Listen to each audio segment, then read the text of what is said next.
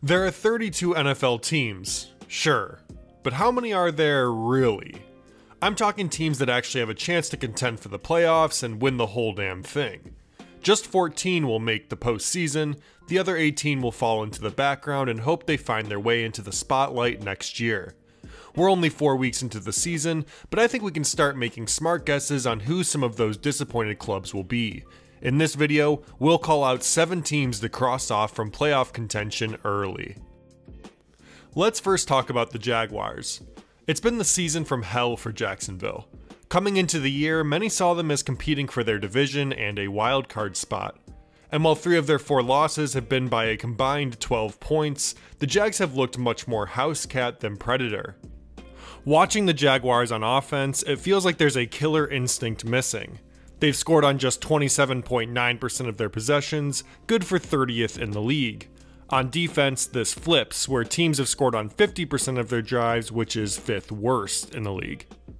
Trevor Lawrence, their former #1 overall pick quarterback, looks nothing at all like the generational prospect he was billed coming into the league. I talked about him more in depth in my quarterback panic rankings video, but here I just wanted to reiterate that he is currently holding career lows in completion percentage at just 53.3%, yards per game, success rate, and sack rate. The Jaguars do have talent though. They aren't built like the usual 0-4 team. But it does sound more like this team is on the precipice of imploding than they are on coming together to do something special.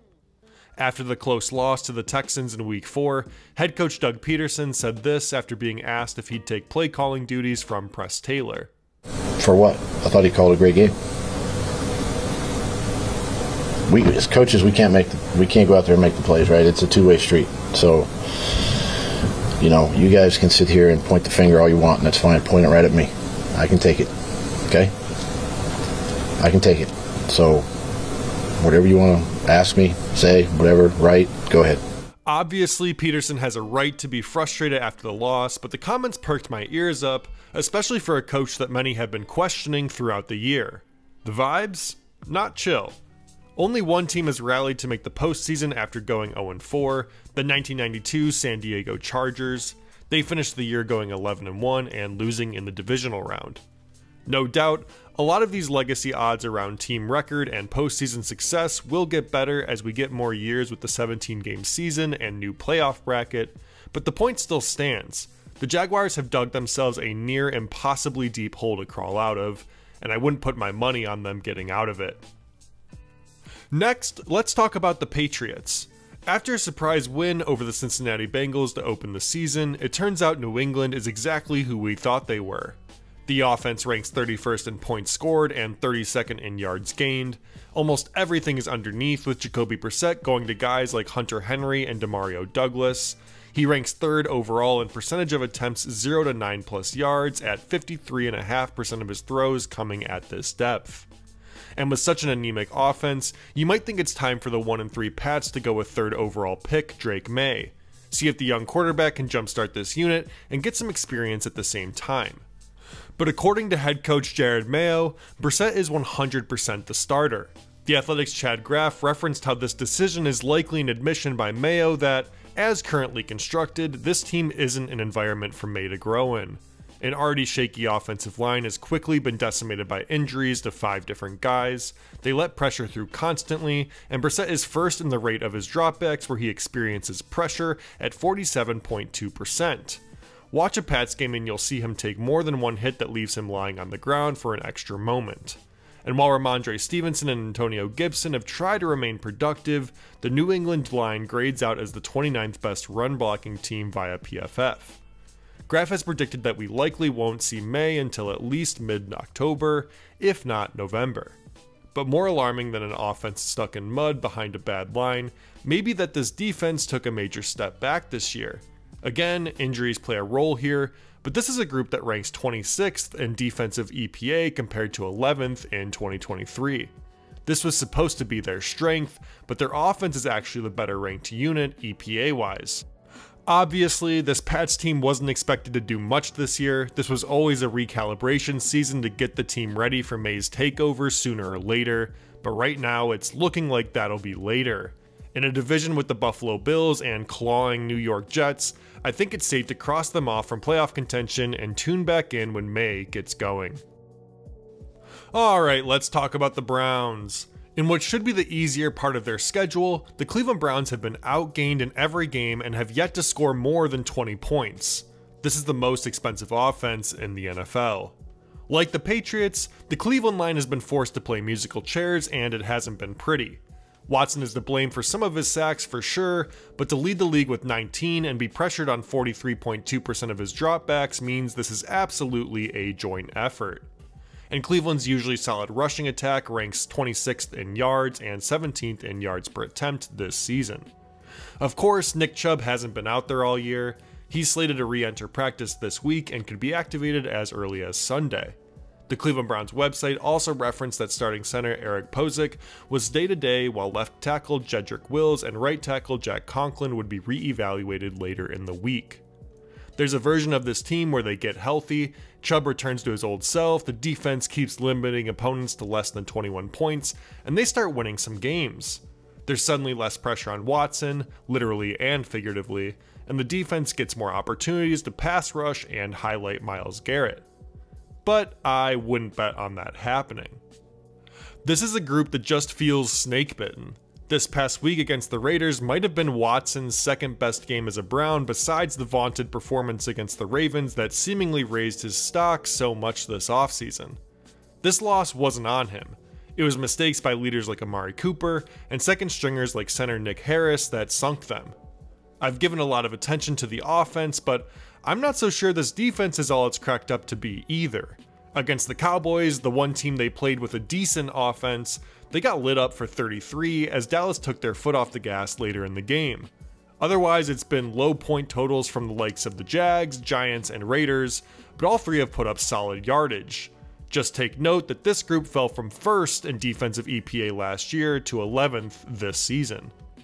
Luckily, they really don't have too many explosive offenses on their schedule, but keep an eye out to see what they look like against the Commanders and Ravens in the near future. There's clearly a ton of talent on this team, but injuries and outside noise appear to have kept them from putting it all together.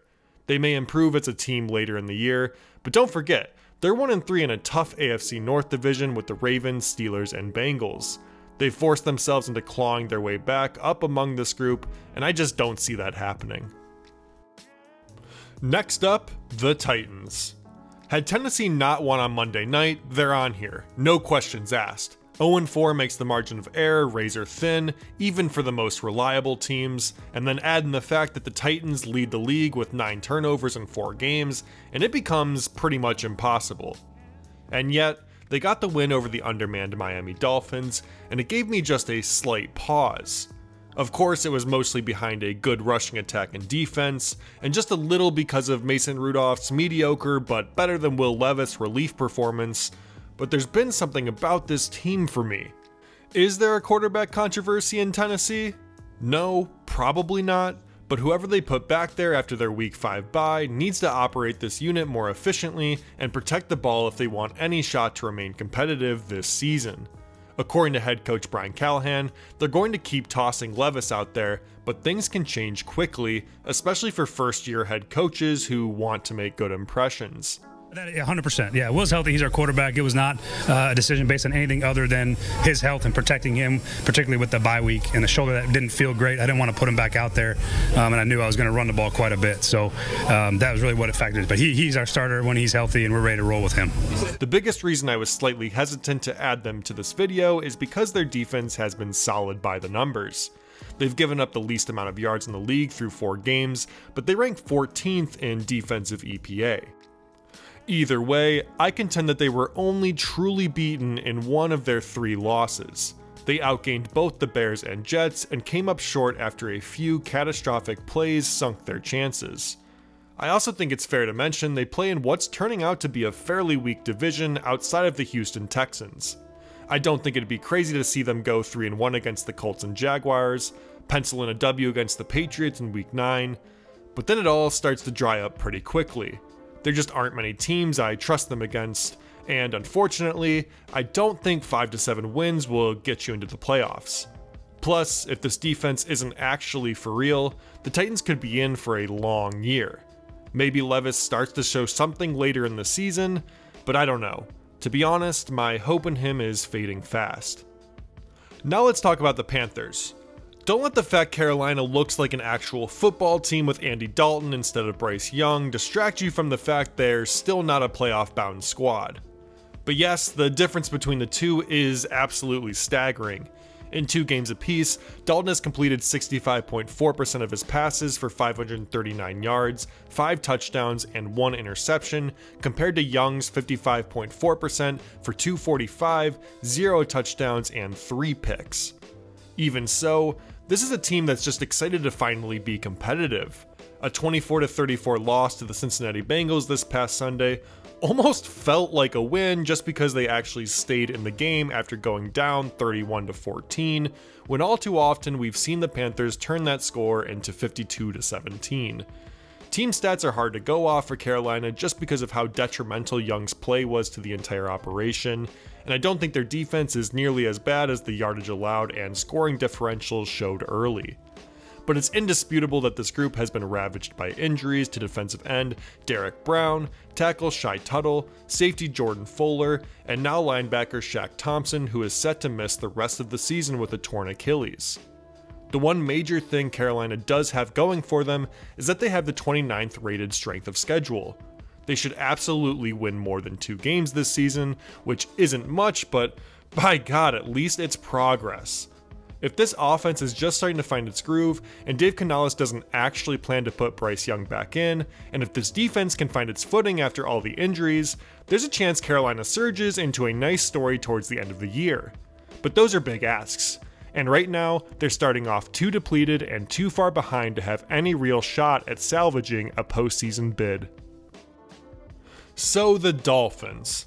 This season, Miami did us all a favor and decided to speedrun their collapse rather than make us wait until January. Like the Panthers, it's difficult to fully evaluate Miami from the numbers because of their quarterback change. Of course, the Dolphins were forced to do theirs against their will, as Tua Tagovailoa suffered a concussion in Week 2 against the Buffalo Bills.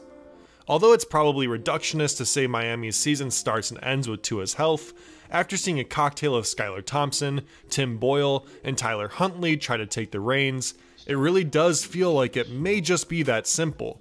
Without Tua to operate Mike McDaniel's offense, and with top running back Raheem Mostert injured through most of the year and unable to provide support, the Dolphins look just dead in the water. The Emperor is without his Caprice. Miami's defense has done a nice job to limit yardage, giving up only the 6th most in the league, but the group as a whole ranks 19th in EPA, which may be a more telling number for a group that's given up an average of 28 points over their past 3 losses. From many accounts, Tua will return this year, likely by around week 8, and wants to play despite his history with concussions. My concern here, though, is that it may just be a little too late. The Dolphins could very realistically be 1-6 or 2-5 by that point, trying to gain ground in the AFC East. A division that does have the New England Patriots, yes, but also has Buffalo, who's had their number for years, and the Jets, who will be vying for a playoff spot by any means necessary. All the while, we'll be getting into November, and we all know what happens to Dolphins when the weather gets cold. They keep all their football skills down south for the winter. I wouldn't say there's a 0% chance the team rallies around a Tua return and fights to keep it interesting towards the back half of the season, but I think they're going to need to beat the Patriots next week and then steal one against the Colts or Cardinals to have a chance when he gets back. Then you're probably asking the team to go 7-3 the rest of the year. It's possible, but for a team that we've never really seen keep their composure in high pressure moments, it's hard to buy into a comeback year for them. Now, if they can pull it off, it'll do wonders for both Tagovailoa and McDaniel's place in the league. And lastly, the Giants. Maybe no team has messed with my feelings more than the New York Giants this year. If I made this video after week 1, I'm going off on the whole organization, and I probably make a few mean jokes about Daniel Jones in the process. For like a year now, whenever I've mentioned Jones or the Colts, it's been mostly negative. They appeared in both my week 1 disasters and quarterback panic rankings videos, and yet, like I say in the panic video, there's a part of me that's coming around on the Giants. Or at least there's a part that isn't so sure they're going to be so miserable this season.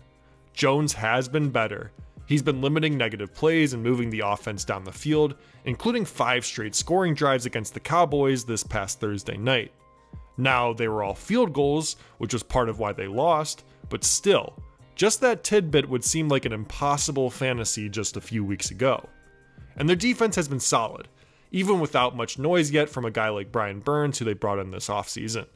They rank 16th in defensive EPA and 12th and 13th in points and yards allowed respectively. Plus, let's not forget that Brian Daboll has taken the Giants to the playoffs before. I think he's still a really good coach, even if the last year and change got a little grim and he didn't always seem the most excited to address the media. But the biggest thing holding me back with this team is their division with the Eagles, Cowboys, and Commanders.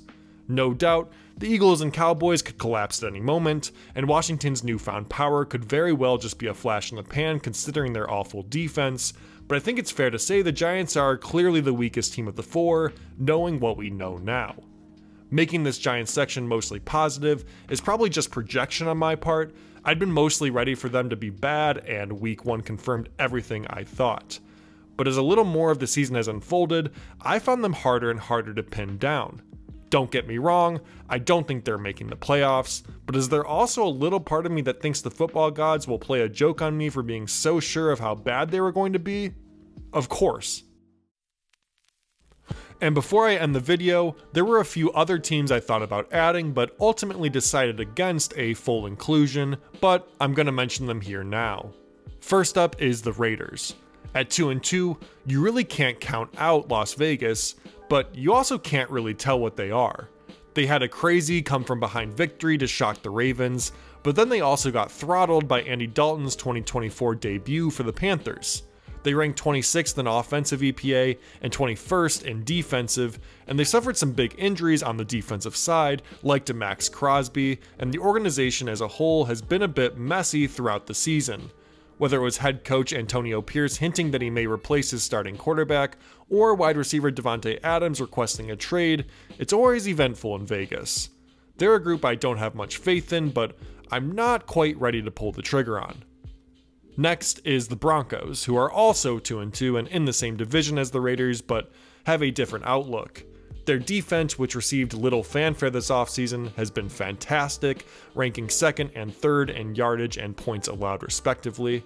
Bo Nix, who received plenty of fanfare this offseason, has not been so great. He's gone 83 for 138 for 660 yards, 1 touchdown and 4 picks. But he's only 4 games in, and really anything can happen. If this Denver offense gets more consistent and Nix takes a couple steps forward, they may be in the thick of the playoff race. Another team to give an honorable mention to is the Rams, who have had one of the worst defenses in the league and have been without both star receivers Cooper Kupp and Puka Nacua due to injury. Even so, it's just so hard to count out Sean McVay and Matthew Stafford this early. If they can keep the ship afloat until week 8 or 9, there's a chance LA gets healthy and is suddenly in position to sneak into a wildcard spot. And last but not least, the Cardinals. I probably should be more pessimistic about Arizona than I am. They're 1-3 with their lone win coming against Los Angeles, who we just mentioned as having one of the worst defenses in the league. But I just can't quit the Cards yet. Their impressive opening against the Bills, and Kyler's showing specifically against the Rams, got me thinking that there might be something there. On the year, their offense ranks 8th in EPA, and their defense ranks 17th, completely respectable spots to be. For now, I'm going to need to see more of them for just a few more weeks before I can fully form an opinion. Thank you so much for watching this video. Please remember to give it a like if you did enjoy it, and consider subscribing to the channel so you can catch the next one. Thanks, bye.